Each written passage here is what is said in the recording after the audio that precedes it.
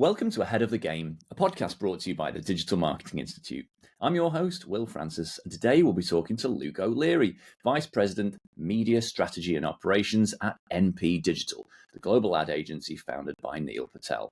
Luke's specialism is SEO, with a deep background in the topic, and now working for one of the most renowned companies in the field. We'll talk about search as it is today, and really how we're going to need to adapt as it changes in the future. As far as we can tell, we've had quite a few of Luke's colleagues on our podcast and webinars, including Neil himself in the past, and always been great conversations. So Luke, it's great to have you on the podcast. How are you doing? I'm doing great. It's great to join you here today, Will. Good. Yeah, good to have you. So just give us a bit of background. Just tell me what you're actually working on there at NP Digital at the moment. That's a big question. There is a lot that we're working on at any given time. A big part of what I'm doing is helping the agency understand the strategy we have towards organic search, but search as a whole, and how we're going to move towards the future. And that's a big topic now. Everyone's talking about AI and how AI is going to affect search, but also how everyone's behavior towards the facets of search are changing each year. A few years ago, when TikTok first came out, everyone thought it was a social media platform. Now it's becoming more of a search platform, especially for the younger generations. So we're working on just understanding how to keep our client partners best connected to their audience and better connected than their competitors. And when you say people, you said like people are using it differently, or the people's attitudes to it are changing. Do you mean the users, or do you mean brands, or both? It's both. It's both. I think the users definitely take the lead in that. They're constantly changing the way that they have expectations around the web, and they influence how the web is presented. Brands are a little bit behind that, trying to play catch up. A big part of what I'm doing is helping these brands be ahead of that, be aligned with what their users are expecting around the web and the interactions that they're expecting, from ranking in search and then clicking on that result and ending up on a page, making sure that experience aligns with what the user expected, but also what the user expects from the web experience as a whole. Yeah, absolutely. But I mean, everyone's portal into the web still, as it was 20, 25 years ago, remains a search engine, which is primarily Google. That's where a lot of web sessions start, right? So do you see that changing? Yeah, I think it's also changing right now. Before, I'd say up until TikTok came out, no one was using any other search engine predominantly. There were other search engines like Bing, but they're all just search engines. Then TikTok started becoming more of a search engine, but through a social platform. And that was massive. Now with the rise of AI, both through SGE, but other companies like ChatGPT, we're getting answer engines that are great ways to get information. So it's going to change how people interact with the web, depending on what kind of information they want. The recommendation to get a product is very different than the understanding of how to utilize that product, or to find out what products they need to act as a solution for a problem they have.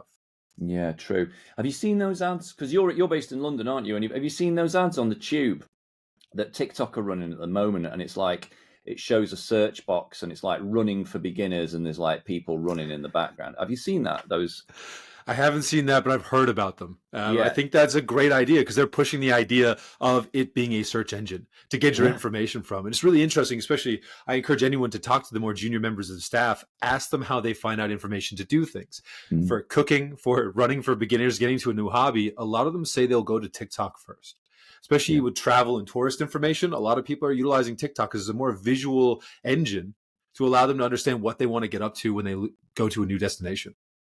Yeah, I mean, look, I had that experience recently. I don't live in London anymore, so I was going to go to London and take my oldest son, and I needed to find some nice places to eat in central London just to update myself on where to go. And I actually didn't go to Google first, as I would have done. I did go to TikTok, because I knew if I go to Google, I'm going to get like, no disrespect to Time Out and the Londonist and those kind of, but you're going to have to wade through like the 100 best restaurants in London, and it's like reams of text. And if you just search TikTok, you're going to get 2 or 3 videos that are going to give you a nice little rounded summary. You're going to be able to see the food, see what it's like to be in that restaurant. It's all shot on the phone, so it's easy to relate to. You can imagine what it's like.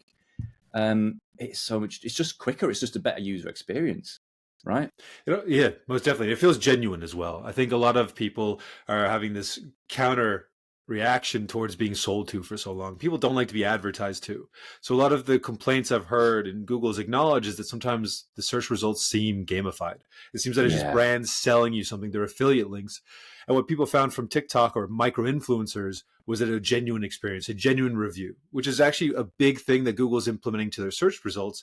Is they just released recently, they partnered with Reddit so they can have a Reddit database API so they can bring in more of that result to the search engine. Because they were finding when people were making searches for specific reviews, they were normally putting the term Reddit at the end of it because they wanted to see what real people had to say about this. They didn't want to see what Time Out or the Londonist had to say about it because they know that those are influenced by people paying for those positions. They want to see what real people, what average people or people like them that are interested in things that they are interested in have to say about these locations or product reviews.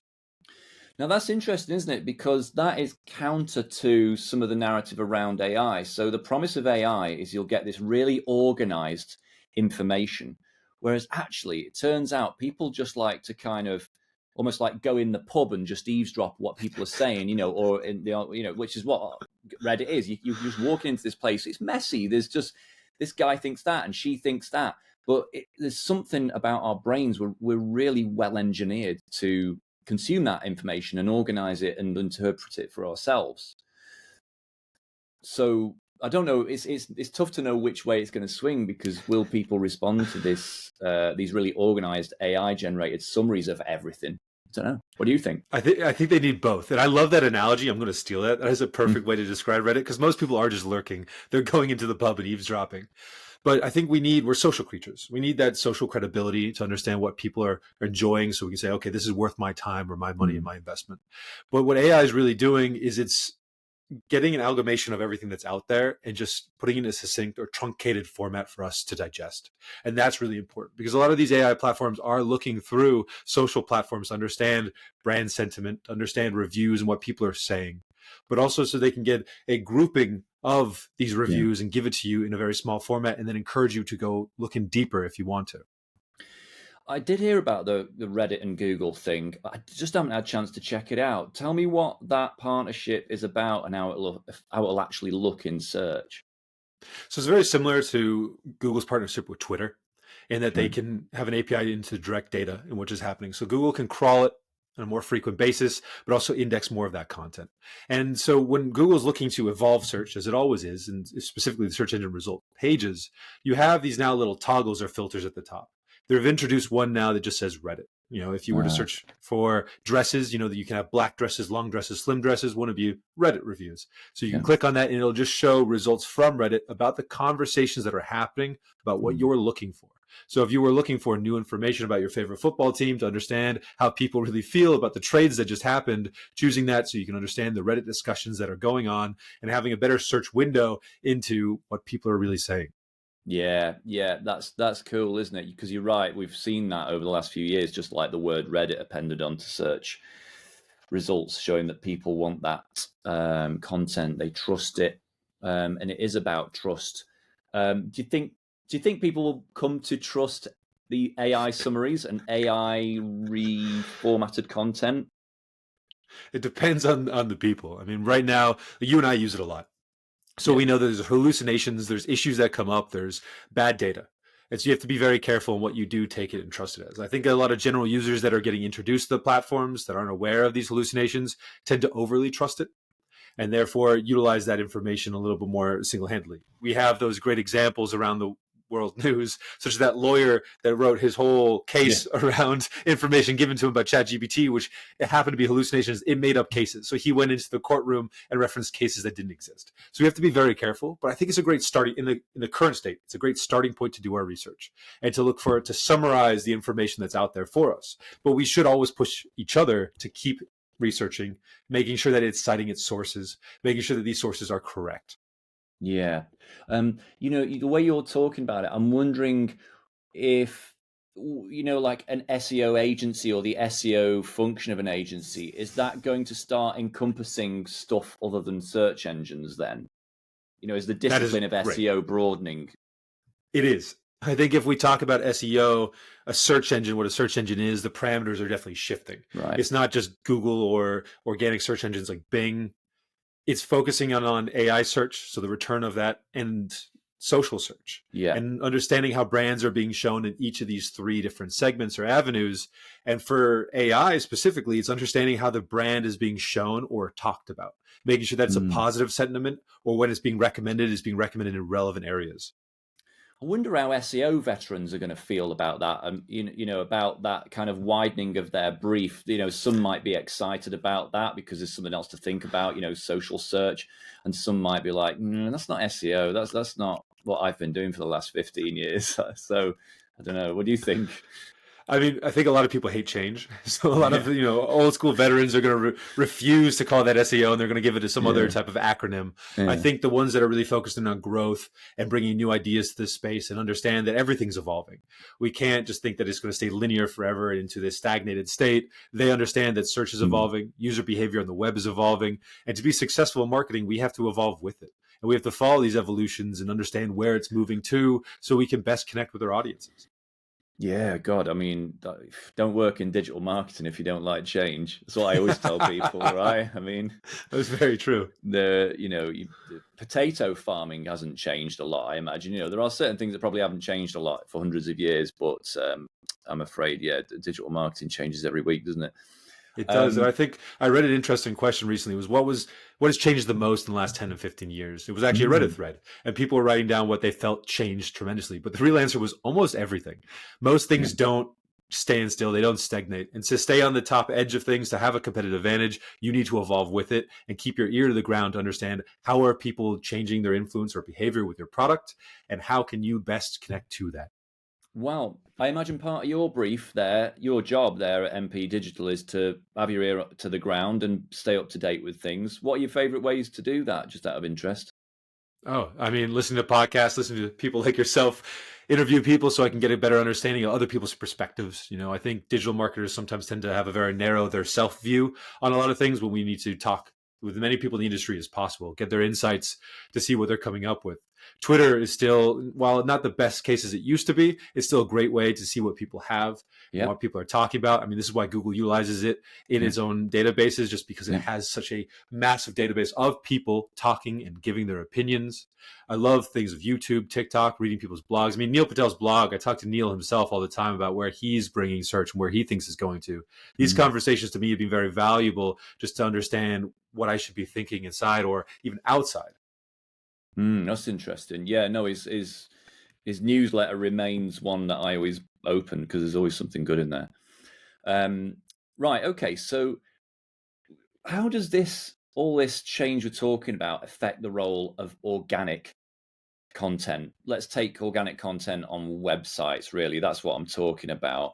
Um, classic SEO. It's technical content and off page, and content's a big part of it. You basically write loads of content about your subject area, and you come up in more and more searches, and you create loads of organic traffic. It's sometimes referred to as doing a HubSpot, isn't it? Or even doing a Neil Patel, right? Um, you know, is that tactic alive and well? Is it still a viable one? Will it remain a viable one, do you think? I think forever content on websites will be a massive part of everyone's strategy. I think your website for any brand is essentially an API into your brand, no matter where it's being Mm. shared out through different platforms. And therefore, most of these other marketing channels, whether it's through AI or social media, normally tries to drive back to your website. And a big part is interacting with your website. And so having organic keep ranking and these editorial pieces of content or changing the parameters in which you're saying is content created on my website needs to evolve when the web evolves. But that's a big thing. And I'll bring recipe into this because organic recipes have evolved tremendously in the last 10 years. They Mm. went from nice little short recipes to these massive bloated pages where you learn about how someone's grandfather met someone in Italy who gave them a recommendation to add something to their cheesecake. And most people don't care to that, which is why the UX feature jump to recipe is being unbelievably amazing. And with the web evolving and the way that people's attention spans are changing and their expectations of the internet, our content needs to change as well. Here at MP Digital, with Neil himself, we've been doing a lot of experiments with shorter based content, how that shorter content appears in both AI platforms, but also how Google is taking that into their rankings. And when we think about how Google's changing its search engine results pages is focused on changing it for a better experience for the user. And that's all SGE is going to be, a better experience for the user. So it's understanding how we're going to change our content to be a better experience. And so that aligns also with the experience Google's trying to give as a recommendation. So we're showing up and then being interacted with. Oh, interesting. So you think that Google's listening to this kind of this pet peeve that people have about SEO optimized content? Like you say, you want the recipe for the muffin and you get like the 3,000 word history of the muffin. So you think Google's responding to that and actually rewarding some shorter content? I think it's moving in that way. I think they're realizing there's certain types of queries and intents that need longer form content, and they'll happily give it to that, but there's some that doesn't. I mean, that's why the quick answer featured snippet came out to begin with, because the experience that users wanted was just the answer. They didn't want to read or look through a whole bunch of articles to find that out. That's why SGE is going to become a big thing, is because users want to not search through 5 different tabs to understand all the information each one has. Is looking for a summary, and if they want more information, they can do that themselves, or they can start conversing with the platform. Yes, and just for listeners' benefit, we're talking about search generative experience. It's Google's new search experience. It's live in quite a lot of territories around the world, and where you get an AI summary at the top of the search results page, and also the ability to chat with that AI and ask it things about the results. There's a guide to that we've created at the DMI and show notes. There'll be a link in the show notes for that. So that's interesting, isn't it? Because when featured snippets launched a decade ago, website owners, content writers really worried that was it. Right, we're not going to get any traffic. People are going to get the answer on the SERP, search engine results page. And then now we've got a similar sort of conversation going on. Like, what's the point? If people can just sort of get these AI snapshots, then what's the point? What is the point? What are you telling people is the point?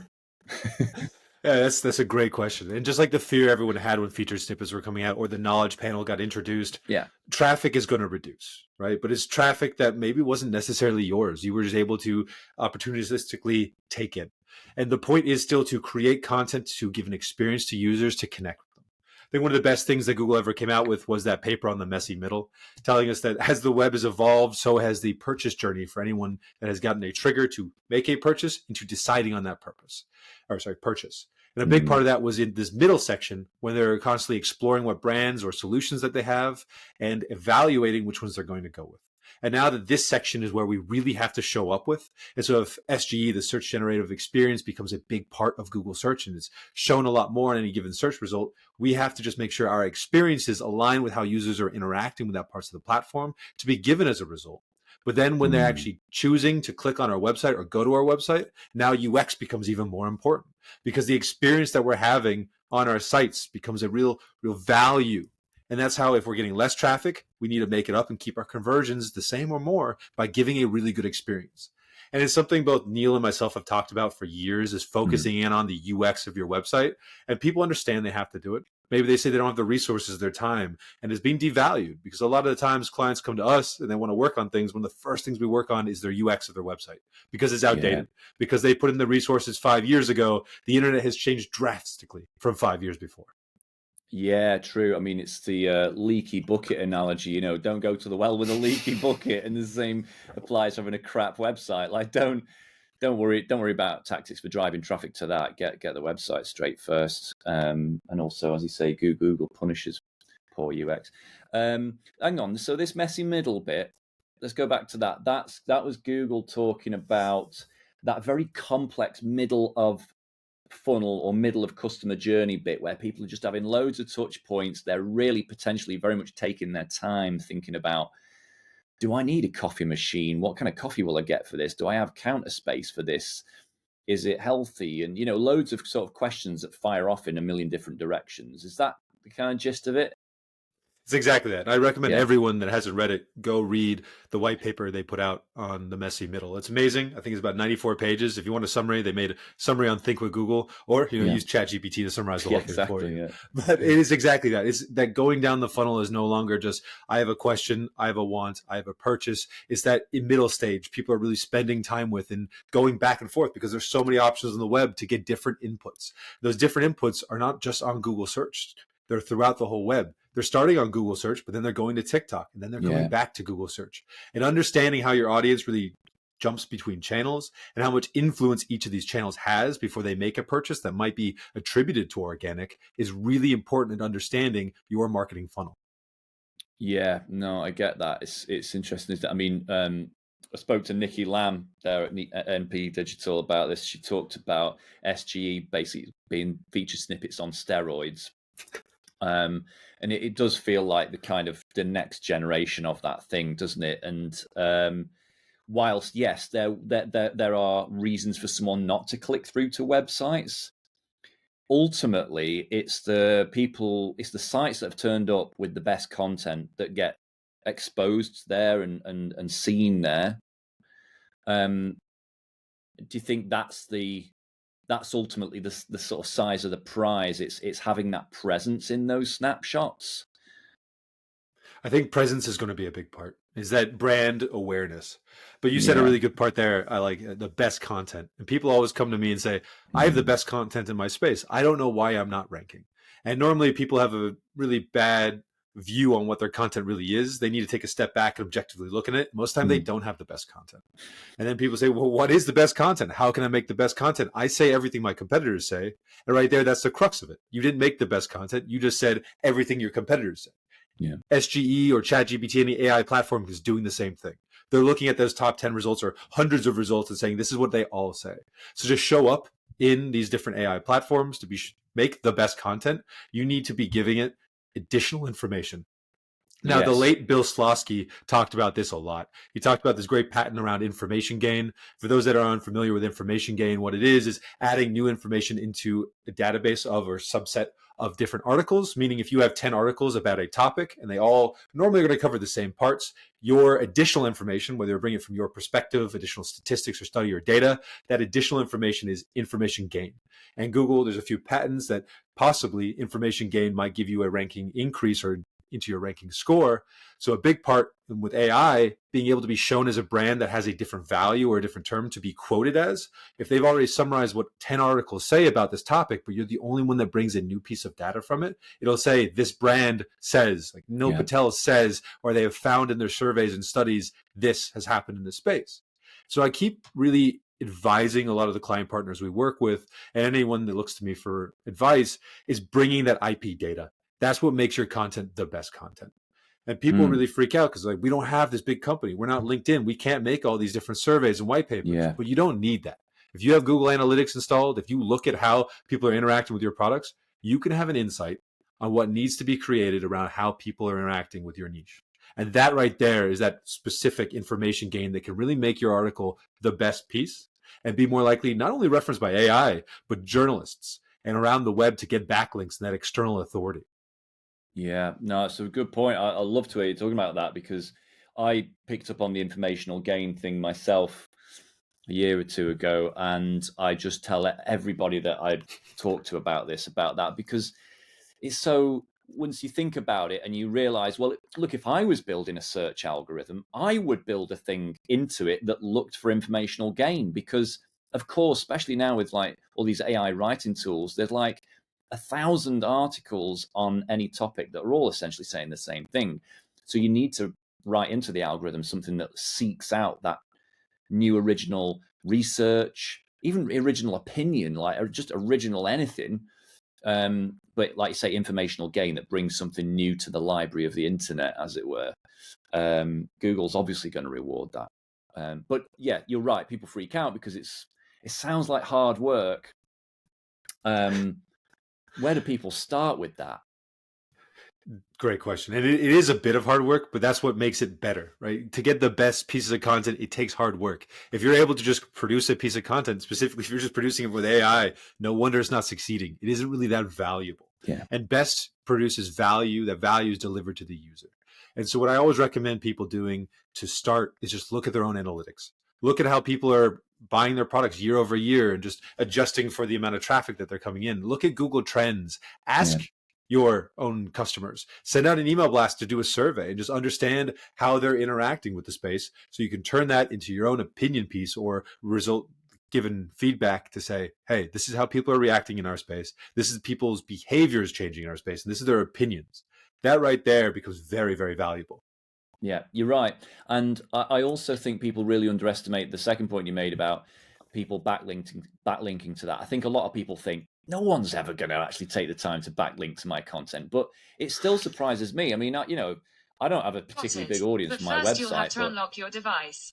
anytime I write about anything, I'm like, yeah, I get backlinks to it. People mention that content in their pieces from time to time, and it just happens if the content's got any value in it. You know what I mean? No, it most definitely does. And I've always found it keeps surprising me. If you put statistics in there, any type of statistics are valuable. Yeah. Not as much as valuable as the information you're talking about is. It is really valuable in the side of getting your website out there. Journalists and publishers love to quote that because it gives it credibility. It also takes a lift off of their hands where they don't have to do that research themselves.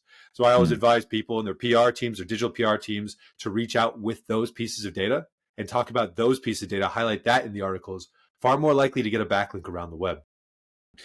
Yeah, absolutely. And it will happen. I think that's the message I try and tell people, like, rest assured, it will happen. But yeah, and I think it also, doesn't it go back to really just understanding your audience and what they want, and that will lead you down a good path rather than just trying to make generic content. Like, think about your audience, what's in their heads. The last person we spoke to in the week was Rand Fishkin. He's one of the founder of Moz, and he's founded Spark Toro, which is a audience research tool. So talk to him a lot about that. And, there's tools like Spark Toro today where you can absolutely learn loads about your audience, what they're into, what's very specific aspects of that they're into, and really tailor your content to them. And that will probably point you towards more specific informational gain content and away from the generic. I think that's a big thing for me.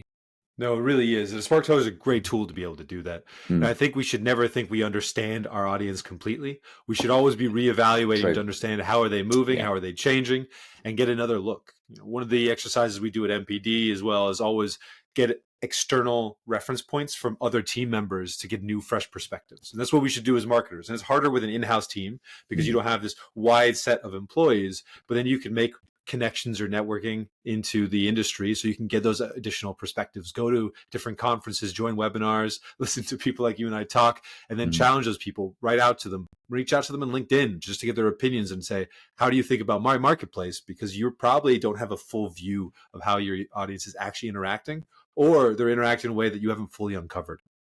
Yeah, that's true. That I meet a lot of people who they think they know their audience, but they haven't really checked in for like 3 or 4 years, and that's very common. So you're absolutely right about that. It's interesting thinking about research and statistics. I think that is an interesting way to create something new. I mean, one of my favorite things to do with ChatGPT is just like feeding it spreadsheets of stuff. So one of the things my people who come to my workshops really love to see is this very simple hack where you basically go to this site called talkbackup.com, and you can download a spreadsheet of any individual TikTok or Instagram users videos with all the stats on those videos, likes, comments, includes a transcript, includes a written description, hashtags, everything, right, in one massive spreadsheet.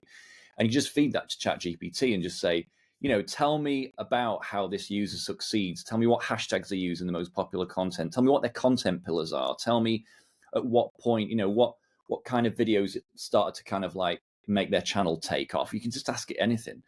And so there's these amazing sources of data coupled with AI where you could actually just, in that example, you could just start unpacking how this or that famous creator does what they do. And that's original research. No one's probably said those things in that detail.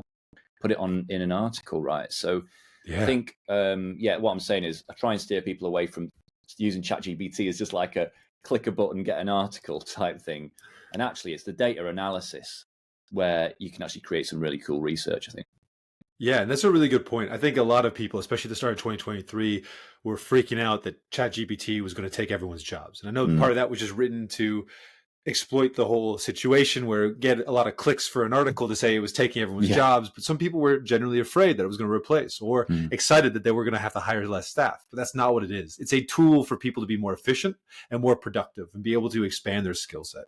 So just like you were saying, to be able to do massive data analyses, we can give that then to our content team who's very into the content but doesn't have a data background to be able to utilize this as their subset. It's essentially everyone now having a personal assistant that has the access to the web that is much quicker than a normal human being, but also sometimes hallucinates.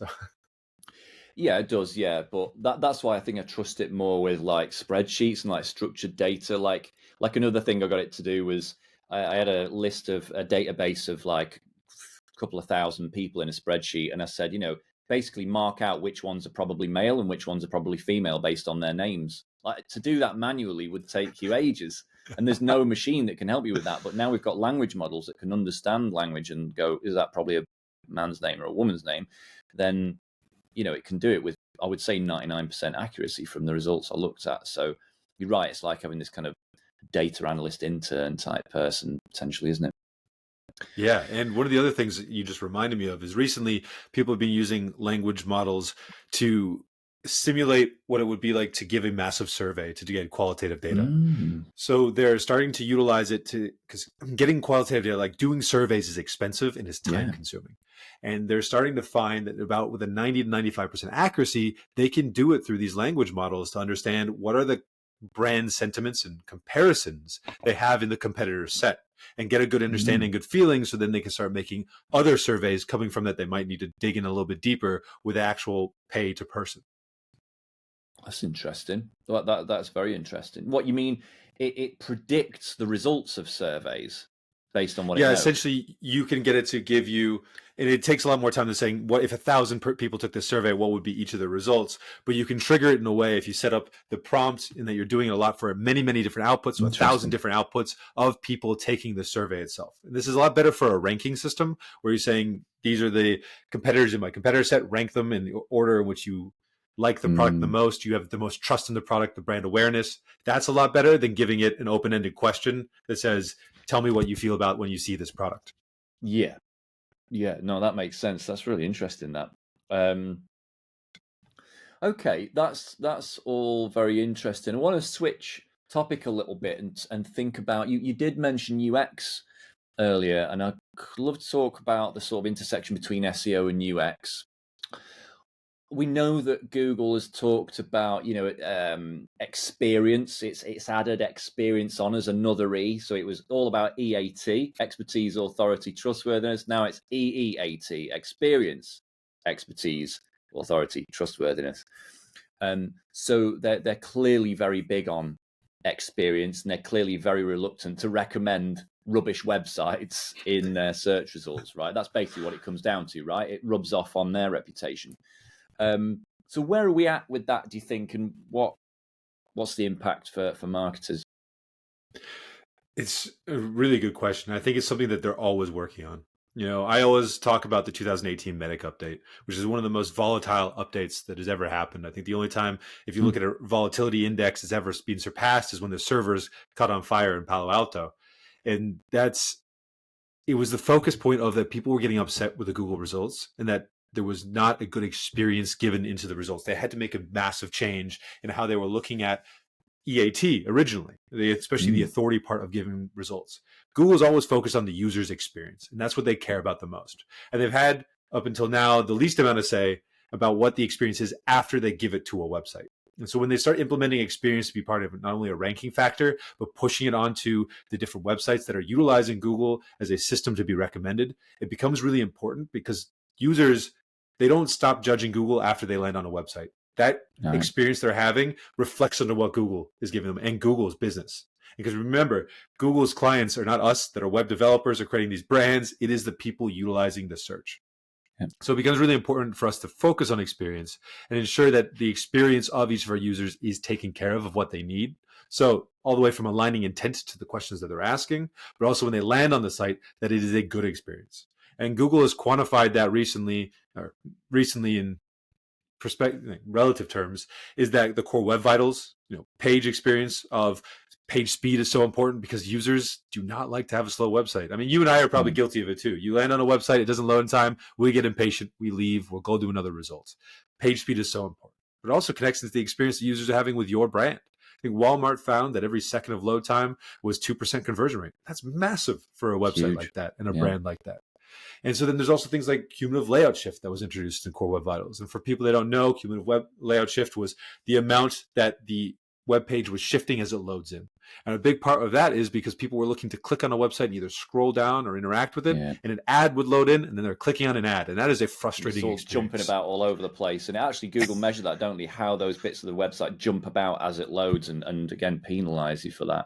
Exactly. So that's the CLS, the cumulative layout score, based on 0 to 1. And like, you want to keep a good score, not just because Google will give you a better ranking for it, but because users enjoy the experience of going on through your website more. And the better they enjoy your experience, the more likely they are to convert with you. And that's something we really focus on at NPD. And old SEO, and I think, thinking of it, search engine optimization is gone. Site experience optimization is really the future, because that's what Google is really focused on. That's what AI platforms, that's what users really want, is a proper experience. But it also ties to the reason people are even getting organic traffic in the first place. They're trying to fuel a business. They have another business KPI in which they're focused on. And if you can align those two and marry them a little bit tighter, it gives better results for everyone that's involved. In fact, a lot of times when we have client partners join us, we first, at our kickoff, we talk about what is the reason you are even coming to talk to us about digital marketing. We do this in the sales process as well. And a lot of times they say, we want more traffic. But why do you want more traffic? They want more traffic really to generate more revenue. So it's not just getting you traffic. That's not the part we're trying to do. Is we're trying to make an experience in which users are going to not only convert, but stay loyal and keep making return purchases or stay subscribed to your services and solutions.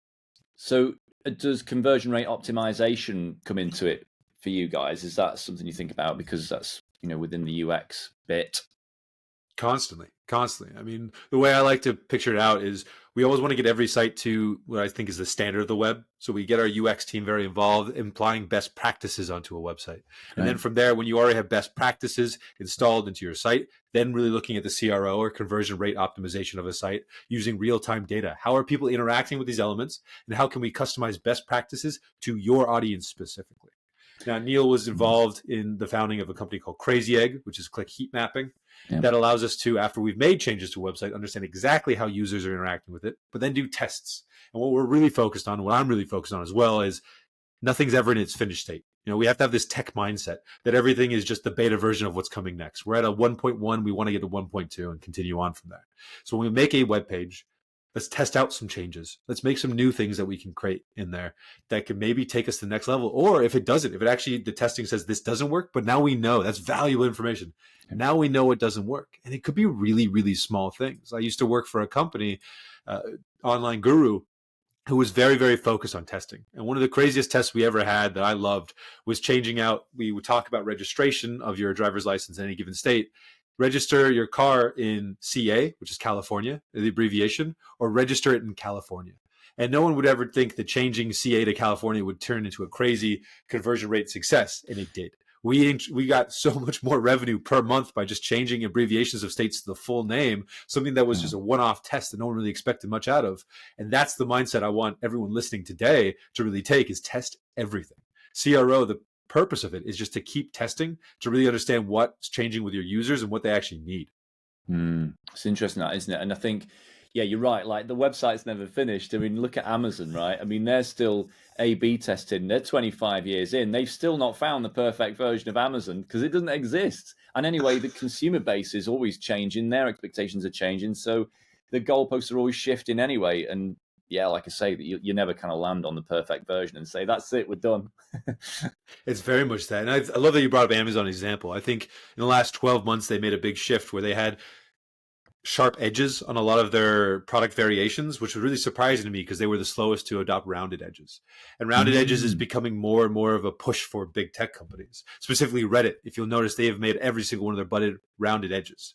And the reason I bring up rounded edges is a big part in the UX field at the moment, and is really being pushed on. And it's something that anyone could use for applicable knowledge into their own space, is making sure all buttons have rounded edges, because historically rounded edges are softer. Us as Yeah. like very primitive human beings, sharp edges was always seen as danger. Cadbury did this great thing where, if anyone's not familiar, Cadbury is a chocolate company that makes a chocolate bar in their classic dairy milk, so their normal standardized bar. They went from square edges to rounded edges, and people reported it was actually sweeter. They thought they added more sugar because of these rounded edges. We found that in our testing, rounded edges and buttons got more conversions. It got more click through. And that was really important, is this lack of hostility that this is coming for, but it also directs inwards towards the text that's inside, which is really important. So you see all these big tech companies doing these massive tests and touring towards everything in rounded edges. Like, look at YouTube, everything they have, every button, every type of elements in rounded edges. The reason I'm bringing this up in these big tech companies is because a lot of people say we don't have the resources to be able to test all this. You don't need to. Look at what Amazon's doing. Look at what YouTube and Reddit are doing. Steal what they're doing. Steal from their tests. Steal from their learnings. Apply that to your website. Look at how they're evaluating their own site. Look at them now, and in 3 months, evaluate what changes they've made. I mean, take screenshots. Just look at what changes they're making so you can do the same thing. So you don't have to pour all that money and those resources into testing this out, but you can take the same learnings away. Yes, great advice. That is, absolutely. Learn, stand on the shoulders of giants. You don't have to do it all yourself. See what the absolute best in the business are doing. It's brilliant. So that's interesting. So when people come to you, and your focus is like, fixing the leaks, getting the house in order, right? Getting the website in order. And then it's about pointing more traffic, is it? Do you actually then start to help them get more traffic once you feel like the experience is sorted?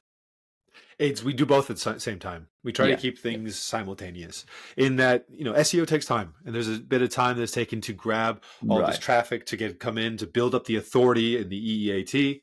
And while we're doing that, we're making sure we're giving the most out of all our resources. So we have a team of specialists, not generalists. And I think that's really important for an agency like ourselves, in that no one is responsible for everything on the site, because if that's the case, you won't get that much done, because you're one stretched too thin, but you are expected to know the knowledge of 20 different disciplines.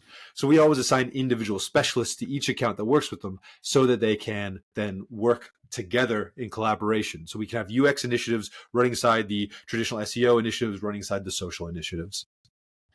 That's great. That's really good. Yeah, I mean, of course, you'll start the traffic acquisition stuff because it takes so long, so you have to get started with that as soon as possible. I mean, I know it's a broad brush. Every client's different. What are the go-to traffic acquisition tactics that you lean on there more? Are you talking about in the realm of organic search or just marketing in general? Just marketing in general. I mean, is it, are you more about that kind of organic search content, or is it also mixed with some paid? I think you have to be diverse, especially in the modern age. You really should diversify your resources and where you're putting time into. Now, for some websites, especially people that are listening that are just starting off with their digital campaigns and they're just diving into this, probably pick one to really focus on. But for people that are more mature, they're running businesses that have a bit of resources, that have invested in each of these channels, you need to be diverse. And that's not just because, in case you're over reliant on one channel, which we hear about a lot from people coming to us to work with us, but also because your users are on different channels and they're being affected by different channels, but also campaigns have different needs for each of these different channels. So SEO has historically, for a lot of the websites we work on, being the predominant source of traffic. But we also work with many clients that maybe social is a bit more. Put a lot of investment into paid. But with a lot of investment into paid, they're also looking at how can they reduce their spend on paid as CPC starts to increase, as their CPAs are skyrocketing in the last few years, and how can they really attach to a more organic standpoint with their customer base. Maybe investing more into social or connecting social and search. Because if you get too focused on just one channel, I think you become too blind and too narrow-minded, and then you end up really isolating a good part of your user base. Or worse off, your competitors will get an edge on you because they are really spreading themselves around. I think that the big thing that I want to add in is just understanding when you should put a good amount of investment into each of these channels. I think that's normally when you need advice of a consultant that has done this many times before, just to get their perspective on what should we be focusing on now. Yeah, no, that makes sense.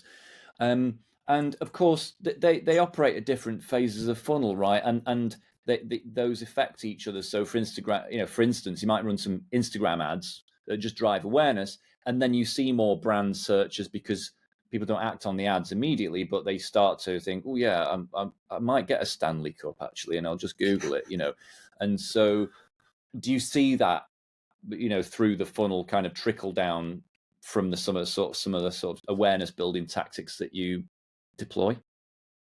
We definitely do. And I think what you're bringing up as well has a really important point of you have to be very careful of last event or last click attribution. Too Yeah, many people in their campaigns are too focused on what really brought us that purchase, not yeah, realizing that the Instagram ads at the very beginning actually gave the awareness to the cups, to give awareness to your brand before then they had a question later on that also brought them to your website to be answered, and then realizing I've seen them before, I like what they did before, that's yeah. influencing my purchase now. Yeah, no, I was going to ask you about that because, of course, there's lots of research that shows that, on average, I mean, research says different things from different people, but it's about 10 touch points required before someone will buy something. So that all has to happen from building awareness, people have never heard of you before, all the way through that kind of messy middle and then down through conversion. How do you handle that attribution then? Because you're absolutely right. Very common mistake is people run Instagram ads, they run Google ads. The Google ads drive all the conversions. So they're like, we switched the Instagram ads off. Little do they know that actually both were driving the whole journey. So yeah, how do you deal with attribution and working out what drove the sale and what's worth doing and what's not in that kind of journey? Normally, we do a big investigation with our data team to just align Mm. with what is the best attribution model we should be assigning to the client or to the partner we're working on. Because Mm. different models they each have their pros and cons. So it's big figuring out which is the best fit for our client partner. And it's just really, really aware of also how do our audiences for this client partner really interact with the web and which parts of the funnel are actually the most important. That becomes a big part of it. When we talk about the messy middle, a big part that Google talks about is so many people have different amount of touch points in which they go into, and they put Mm. different amount of value on each of those touch points. And so for you in B2B, the middle of the funnel might take a long, long time, and that actually Yeah. might be the most important part compared Yeah. to some B2C where really the awareness is actually the most important part. And so then really focusing on getting organic search to be at the forefront, answering those long tail queries, which becomes so important just to get in the first question so that you're one of those very first products that they see. And I think that also connects back to our talk on AI. Those long tail queries become really important because those are the ones that I think AI is really good at talking about and answering to Yeah. users. So when you're answering all those questions, you're more likely, if someone's interacting with AI, to be pushed as the brand. Says, this is what this brand has done. This is what NPD says about this question that you have. So you can get in that brand awareness and that initial visibility that just gets into a user to build trust. I mean, P&G had this great study that we were able to replicate in our own sense that Mm. brands that focus in on the funnel are 5 times more likely to convert than those that only focus on the conversion stage. And I think that's Mm. really, really important then to be aware of how each of these stages of the funnel actually influence the last conversion point.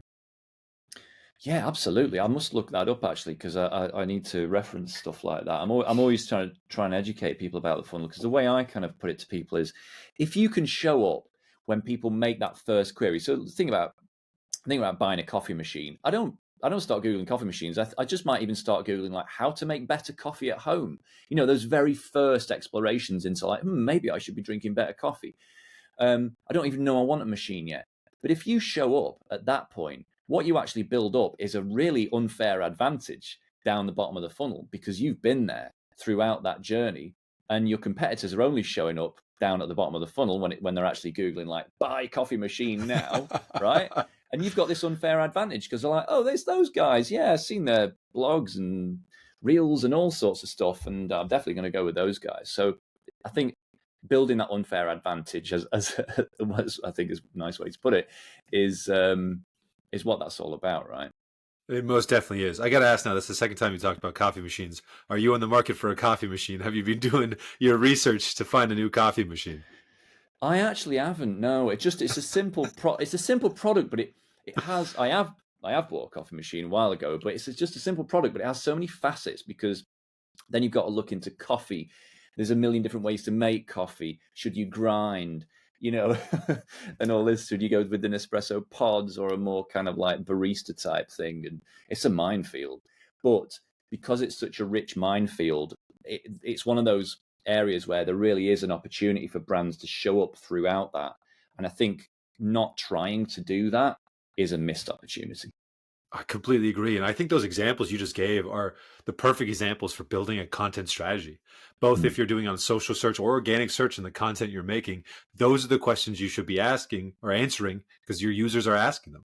But not only that, each one that you asked, right now, you could probably put in some of that information gain to each one of them about how Yeah. your company specifically has seen the improvements of this, how to properly grind coffee beans, what the studies or data says behind it. Because a lot of people don't want to read the data or the studies themselves. So if you can summarize that for them or deliver the studies Mm. that you've done, that is so powerful. And it'll really help then someone buy a new coffee machine, which is a really big decision. It is. It is. And of course, Answer the Public can help with that as well. Finding out what questions people have about it. Another product under your umbrella. Yeah, one Um, we're very proud of as well. We had one of the biggest keyword databases on the web, and after we acquired mm, Answer the Public, we have now probably more questions to be able to show from what users are actually asking across the web, which has become a big point of when we're looking to have the SGE rollout. How do we acquire more visibility? It's answering those questions using tools like Answer the Public. I can't recommend enough. And that's yeah, free to use interesting. for most users. Sign up, you get 3 free searches a day. You do. You do. Do they still do the lifetime? I bought the lifetime deal shortly after Neil bought it. Does they still do that? $99. We do have a great subscription. Jump on it now so you can have lifetime access. Right, yeah, because I thought that was worthwhile. Okay, so you use your own tools. You very much sounds like you actually lean on the tools that Neil Patel has acquired over the years. Yes, I mean we love them. We love using them internally. Cool. But better than that is we have the tools in which we show the public and we give public free access to. We Mm, actually have far more data that we don't give the public, that we only use inside the agency. This right. privatized section that we actually make a lot of tools that are internal for the agency only.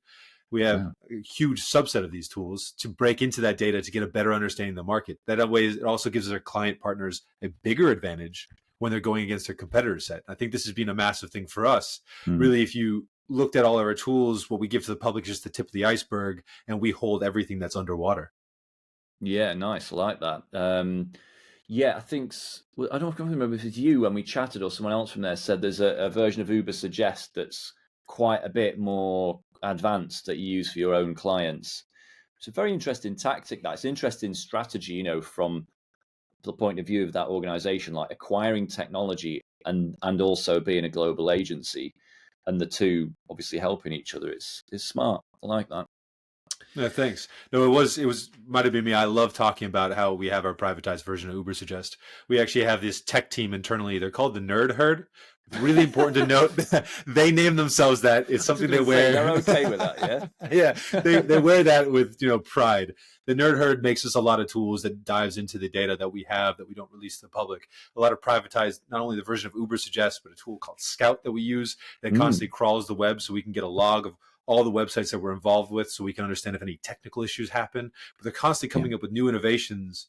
With the rise of AI, we're making new AI tools internally that we can use to make better engagements. Now, some of those end up getting implemented to Uber Suggest. We have an AI copywriter that is now seen that. inside Uber Suggest that started off as one of those products that we were Yeah, using just internally. cool. Yeah, that's very cool. Look, I love hearing about. I could talk to you about this stuff all day. You're just clearly like full of information. It's great. Um, but before we go, because I can see time's running short, I would actually love to just hear about your journey and your career. Like, how did you get into this? What was your first job in marketing? Thank you. That's a great question. I actually started off as an accountant, which was really surprising. All right. And I realized I didn't have the personality nor the love for numbers in that way. And so I joined a very small agency back in San Diego.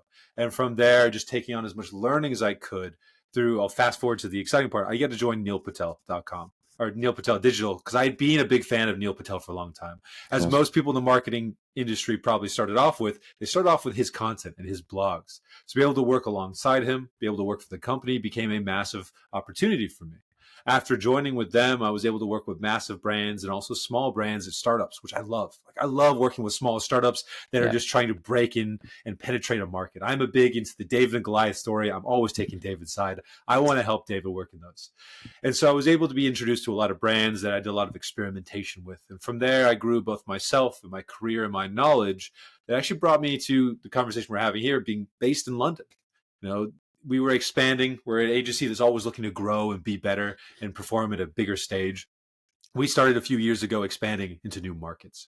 So they Nice. asked me to come out and work in the UK and expand into EMEA. And I took that in a heartbeat because, that's a great experience to have. And there's so much going on in this market as well. So many great SEOs, so many great marketers, so many great agencies to compete with, and so many things to be involved with. So I've come over here and we're continuously working on new brands and pushing the envelope to see what can we add to the marketing space. Because when I joined, one of the things Neil Patel told me was that he's always looking to just give information away for free. That's what neilpatel.com was based off of. That's what his persona is based off of, just giving marketers information so they can compete with bigger agencies, so they can compete with bigger companies, kind of leveling the playing field. So I've kind of taken the same thing where I love joining podcasts like this, doing webinars to give that information for free. We do that as an agency. It's just when you need help implementing or getting proper direction on that strategy, that's when we come into play. I've got to ask you, as a San Diegan, a Californian. You're not from California, are you? You were born in Birmingham. Yeah, that's a really good catch. I was born in Birmingham, moved over to Southern California, and now I'm back. So I'm essentially coming back to discover my roots. Yeah, of course. So I've got to ask you, what are the main differences in the marketing industry between the US and the UK? I think there's a good amount of differences and there's a good amount of similarities. I find that the UK, there's far more marketers per capita. Essentially, there is a very saturated field here, but that leads to a lot of great innovation. And something I realized when I was getting into the industry back in America is that a lot of the SEOs I followed, a huge proportion of them were from the UK. There's a lot of really great thinkers over here. And I really admired that from, a country that is so much smaller, to be able to produce so many educated people, so many people that are just curious. But then America, on the other side, they're bigger into testing, I've always found. They're bigger into bigger campaigns that they're able to find data from to inform the future. And I think there's the best of both worlds. And if you combine the two, you really find this like perfect middle spot. And what about dealing with clients? How's that different in the US? You can be candid, how's that different between the US and the UK? I'm curious. It's greatly different. But I mean, even in the US, East Coast to West Coast, dealing with business is very different. In the UK, it's very different. The way that people show themselves to the business, the way they want to talk about money, or the way that they ask questions. And I find that actually the most interesting part of my experience about joining here is that each European region has such a different way of interacting, and they have their cultural sense around business, which has been the most fun part for me, learning how to work alongside of my Italian colleagues, my German colleagues, people over in the Netherlands, and my French colleagues. It's been fantastic and a really good learning experience because they're each unique in their own ways and they have different needs. And I love that. Oh, true. I mean, I'm sure that's amazing to everybody that comes from America, isn't it, to see Europe and this like, France, Italy, Spain, then the Nordics and Germany, and they all have their own cultures, their own ways of communication, their own little quirks of doing business and what's appropriate and stuff like that. And it's fun. It's fun navigating it, isn't it? And of course, you're dealing with EMEA, so that's Europe, the Middle East, and Africa, right? And you've got a Kuala Lumpur office. It's probably one of your furthest away offices. Is that right? Yeah, and we're moving into the Middle East. We're starting to support businesses around there. It's just all in this big global expansion initiative that we have. We have amazing boots on ground almost everywhere in the world, and we're looking to even expand that even more, just to make sure we're servicing our clients in the best way that we can. And then for me, selfishly, I get to learn about all these places and learn how they interact with marketing, because cultures change their interaction with marketing quite a bit. And just one last question about that. Are the channels that people use, are they very different in these different markets? Like the actual shape of the marketing? Yeah, no, it is. And the way that then we have to advise companies to spend their marketing. One example is Italy has a lot of success with display advertising, something a lot of people in the UK won't touch because there isn't much success here. And you have to really understand then how each of these channels are really going to impact the region, and you have to change it. It isn't a copy and paste solution to each of these regions. We really have to focus in on the behavior and the culture and how they're going to accept the marketing that we're doing. But not only that, it also applies really heavily when we advise on social campaigns. The social and micro influencers that we're using per region probably need to change. We're not looking for the same personality. We're not looking for the same persona on each of these, because there's different influence and there's different interaction that they're getting. Yeah, interesting that, isn't it? Like I say, keeps your job interesting, keeps you on your toes. Right, okay, nice one, Luke. Thanks very much. Look, got one last question for you. To close, what 3 tips, I'm putting you on the spot here, I know you didn't prepare for this, but what 3 tips would you have for someone to get themselves prepared for what you see as the inevitable future of SEO? That is a great question. The first one we talked about already, utilize more of your IP data. You should be doing this not just for SEO, but for all your channels, making that information gain addition to your articles. When you talk about Add IP that. data, what do you mean? So data that you own. So look into your Yeah. analytics. Look at the data that you have yourself that no one else has access to, Yeah. because that is so powerful. So if you can do that, you'll put yourself at a massive advantage in the articles that you're creating, no matter Yeah. which way that Google decides to go. Even in 10 years, when it's something that I can't even fathom or predict at this moment, you'll be in a very powerful state. The Right. second one is UX and testing. I mean, I cannot stress enough how powerful UX is and how much people should be implementing it. In the current stage, 2024, I see too many blog pages, editorial content that's black text on white pages. We've evolved for our expectations of what the internet should be supplying us. People need imagery. People need engagement. We should be supplying that on everything we do. Evolve your website for the experience to really take control and lead people to interact with your brand and your pages more. One of the best examples I can give, because people are going towards video and short form video, we had a big finance client. We tested out putting videos on their pages, not even making new videos that they already owned, just putting on the pages that were relevant. We found that people would spend over twice as much on the page. And you say, well, that's obvious. They're watching a video. We also found they would go to more pages per visit. We went from 1.1 pages per visit to 3.01. That is tremendous gain. They were interacting with the site and the brand far more after watching the video because they felt a connection. They felt there was just a better experience going on. And that experience really needs to be the forefront of what you're doing when we're changing the website as a whole, and two things that Google is inventing and the way that the rest of the web is changing and evolving. And the last one is just the testing. I mean, people really need to test. When you make something, it is not fully created. Go back, have the tech mindset to continuously make iterations upon and improve. That right there will bring you into a space that is way above your competitors, give you an advantage that will really allow you to take over a good amount of market share. Yeah, absolutely. Great tips. Look, thanks so much, Luke. I really appreciate your time. You've given us so much to think about there. It's great. Where can listeners find and connect with you online? Like, I'm always happy to have a conversation over LinkedIn. Please look me up at LinkedIn, Luke O'Leary, VP of Media Strategy and Operations at Nice NP one. Digital. Lots of webinars going on, so you can tune in to any of the webinars I do with Neil. Other than that, if you reach out to the agency, put in touch with me, always happy to have a conversation. Great. Thanks so much. Cheers, Luke. Thank you, Will. Appreciate it.